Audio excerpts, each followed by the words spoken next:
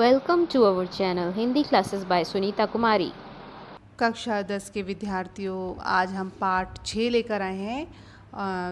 पाठ का नाम है यह दंतुरित मुस्कान और दूसरा है फसल, जिसके कवि हैं नागार्जुन।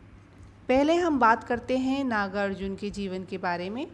नागार्जुन का जन्म बिहार के दरभंगा जिले के सतलखा गांव में सन 1911 में हुआ।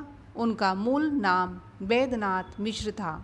आरंभिक शिक्षा संस्कृत पाठशाला में हुई, फिर अध्ययन के लिए वे बनारस और कलकत्ता गए। 1936 में वे श्रीलंका गए और वहीं बौद्ध धर्म में दीक्षित हुए। 2 साल प्रवास के बाद 1938 में स्वदेश लौट आए। घुमक्कड़ी और अक्खर स्वभाव के धनी नागार्जुन ने अपने बार संपूर्ण भारत की यात्रा की। सन 1998 में उनका देहांत हो गया। नागार्जुन की प्रमुख काव्य कृतियाँ हैं युगधारा, सतरंगे, पंखों वाली, हजार हजार बाहों वाली, तुमने कहा था, पुरानी जूतियों का कोरस, आखिर ऐसा क्या कह दिया मैंने, मैं मिलिट्री का बूढ़ा घोड़ा। यह दंतुरित मुस्कान कविता में छोटे बच्चे की मनोहारी मुस्कान देखकर कवि के मन में जो भाव उमड़ते हैं, उन्हें कविता में अनेक बिंबों के माध्यम से प्रकट किया गया है। कवि का मानना है कि इस सुंदरता में ही जीवन का संदेश है। इस सुंदरता की व्याप्ति ऐसी है कि कठोर से कठोर मन भी पिघल जाए। इस दंतुरित मुस्कान की मोहकता तब और बढ़ जाती है जब उसके साथ नज़रों का वाकपन जुड़ जाता है। यह दंतुरित मुस्कान को मैं 2 भागों में बांट रही हूँ, कृपया ध्यान दीजिएगा। तुम्हारी ये दंतुरित मुस्कान मृतक में भी डाल देगी जान, धुली दुसर तुम्हारी ये गात, छोड़कर तालाब मेरी झोपड़ी में खिल रहे जलजात। परस पाकर तुम्हारा ही प्राण पिघल कर जल बन गया होगा कठिन पाषाण। झुक गया तुमसे ही झरने पड़े शेफालिका के फूल, बांस था की बबूल, तुम मुझे पाए नहीं पहचान, देखते ही रहोगे अनिमेष। अब मैं इसकी व्याख्या प्रस्तुत कर रही हूँ। इसमें जो कवि हैं, बच्चों के नए नए दांत निकलने पर बड़ा मनोहारी मुस्कान देकर कवि का जो मन है, विभिन्न प्रकार के उनके अंदर भाव उमड़ रहे हैं। इस सुंदरता में ही जीवन का संदेश है। बच्चे की मुस्कान इतनी तेज है कि कठोर मन भी पिघल जाए। तो इसमें सबसे पहले विशेष ध्यान देना चाहिए इन शब्दों पर। ध्यान दीजिएगा। दंतुरित बच्चों की नए नए दांत, मुस्कान हंसी, मृतक मरे हुए, जान प्राणों का संचार, धूली धूसर गात, धूल मिट्टी से सने हुए अंग प्रत्यंग, जल जात कमल का फूल, पाषाण पत्थर, बबूल जिसका कोई महत्व ना हो। अब व्याख्या जरा ध्यान से सुनिएगा। कवि उस बच्चे के निकलते हुए दांतों को उसकी मुस्कान देखकर वाह विभोर हो जाता है और कहता है, बच्चों के नए नए दांत निकलते हुए मुस्कान तो मरे हुए में भी जान डाल देगी, अर्थात उसको नया जीवन प्रदान कर देगी। धूल मिट्टी से सना हुआ जो तुम्हारा शरीर है, ये कमल के समान है जो अपने मुख्य स्थान तालाब को छोड़कर मेरी झोपड़ी में खिला हुआ है। तुम्हारा स्पर्श पाकर ही कठोर पत्थर भी जल बन जाए। तुम्हारा स्पर्श ऐसा महसूस होता है जैसे शेफालिका के फल गिरने लगे हों। मैं यह पहचान नहीं पाया यह बांस था या बबूल का पेड़ था। तुम मुझे पहचान नहीं पाए हो, लगातार बिना पलक झपकाए टकटकी लगाकर तुम मुझे पहचानने का प्रयास कर रहे हो। इसमें विशेषताएं बताई गई हैं। नए नए बिंबों का प्रयोग किया गया है। छोटे बच्चे की मनोहारी मुस्कान को देखकर कवि के मन में अनेक भाव उमड़ रहे हैं। तीसरा, दंतुरित मुस्कान मृतक में अनुप्रास अलंकार है। अब दूसरा भाग ध्यान से सुनिए। थक गए हो आँख लू में फेर, क्या हुआ यदि हो सके परिचित ना पहली बार। यदि तुम्हारी माँ न माध्यम बनी होती आज, मैं न सकता देख, मैं न पाता जान। तुम्हारी दंतुरित मुस्कान धन्य है तुम, माँ भी तुम्हारी धन्य। चिर प्रवासी में इतर में अन्य, इस अतिथि में प्रिय तुम्हारा क्या रहा संपर्क। उंगलियां माँ की कराती रही है मधुपर्क, देखते तुम इधर कनकी मार्ग और होती जबकि आंखें चार। जब तुम्हारी दंतुरित मुस्कान मुझे लगती बड़ी ही छविमान। शब्दों पर ध्यान दीजिएगा। फेर का मतलब है दोबारा, यानी कि दूसरी तरफ कर लूँ। परिचित जान पहचान, माध्यम सूत्र या ये कह सकते हैं दोनों को जोड़ने का एक माध्यम। दंतुरित मुस्कान, नए नए निकलने वाले दांतों की मुस्कान। धन्य आभारी, इतर दूसरा, अतिथि मतलब मेहमान। मधुपर्क का मतलब होता है बच्चे को जीवन देने वाला आत्मीयता की मिठास से युक्त माँ का प्यार। कनखी का मतलब होता है तिरछी निगाह से देखना। छविमान मतलब सुंदर। अब मैं इसकी प्रसंग व्याख्या करती हूँ। कवि ने बच्चे की माँ को महत्ता प्रदान की है और उनको धन्यवाद दिया है कि तुम्हारे ही कारण मैं इस बच्चे की मुस्कान को देखकर ही सुख पा सका हूँ।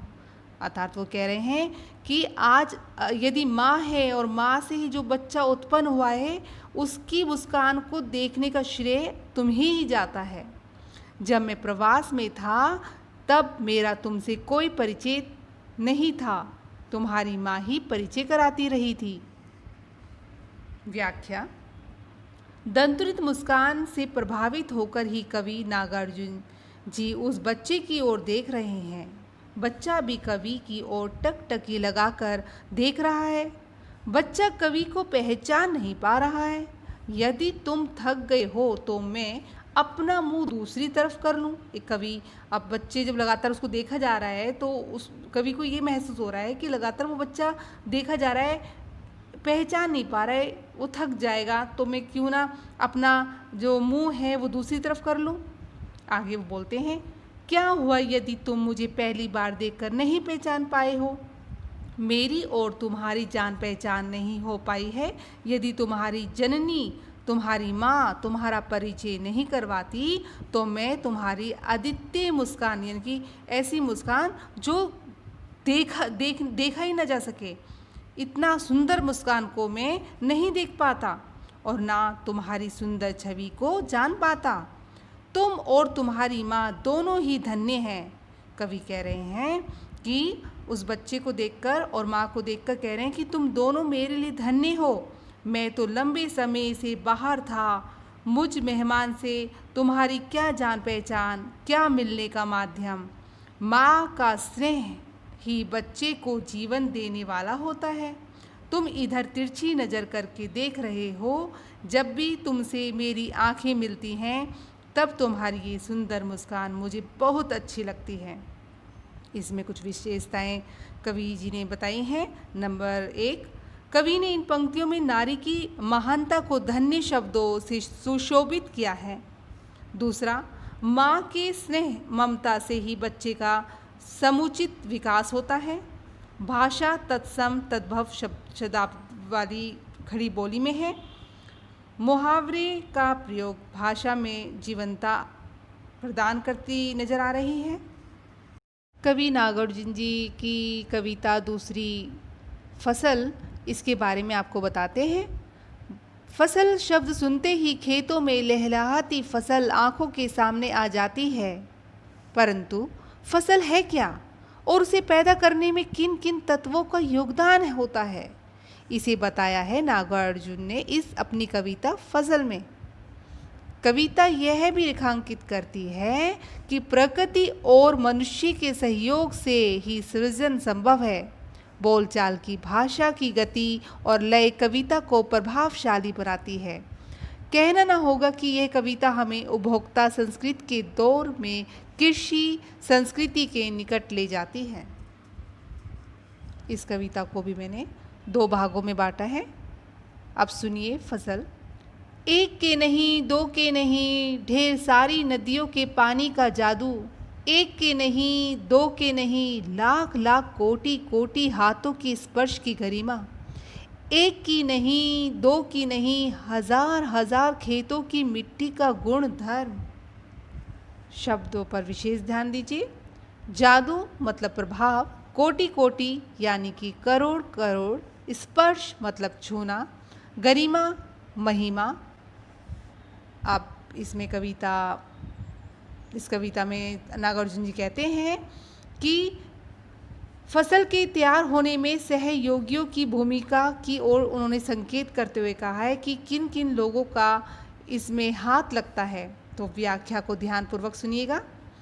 कवि कहते हैं कि फसल के तैयार होने में एक दो का नहीं अपितु अनेक नदियों का योगदान रहता है। अर्थात नदियों के जल से फसलों को सींचा जाता है। इसी तरह एक दो के नहीं बल्कि लाख लाख करोड़ करोड़ लोगों के योगदान से फसल तैयार होती है। अर्थात बीज बोने से लेकर फसल तैयार होने तक असंख्य लोगों के हाथ फसल को स्पर्श करते हैं।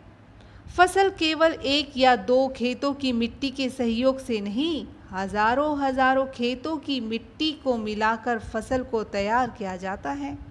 अर्थात मिट्टी का गुण धर्म उपजाना, इसलिए सारे देश की मिट्टी के सहयोग से फसल तैयार होती है। विशेषता 1, भाषा तत्समनिष्ठ खड़ी बोली है। हजार हजार लाख लाख और कोटि कोटि में पुनरुक्ति प्रकाश अलंकार है। कविता की गतिशीलता देखते ही बनती है। फसल का दूसरा भाग ध्यान से सुनिएगा। फसल क्या है? और तो कुछ नहीं है वह, नदियों के पानी का जादू है वह।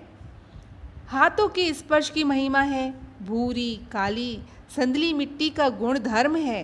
रूपांतर है सूरज की किरणों का, सिमटा हुआ संकोच है हवा की थिरकन का। इसमें कवि ने फसल के उत्पादन में जो पंचभूत तत्वों का जो वर्णन हुआ है उसके बारे में कवि कहते हैं, फसल स्वयं उत्पन्न नहीं होती। वो कह रहे हैं फसल जो है वो स्वयं उत्पन्न नहीं होती है, उसके उत्पादन में नदी के जल की, मेहनत कश किसान के श्रम की, मिट्टी के सृजन क्षमता की, सूर्य के प्रकाश की तथा हवा की भूमिका रहती है। इन पंचभूतों के अभाव में फसल तैयार नहीं हो सकती। कवि के कहने का भाव है कि फसल भी मानव शरीर की भांति 5 महाभूतों के संयोग से बनती है। इसमें विशेषता है नंबर 1, भाषा तत्समनिष्ठ खड़ी बोली है। शांत रस की सुंदरता इसमें अभिव्यक्त नजर आती है। हवा का मानवीकरण हुआ है। धन्यवाद। आपको ये वीडियो पसंद आई तो उसमें लाइक, सब्सक्राइब और कमेंट देना ना भूलें। धन्यवाद।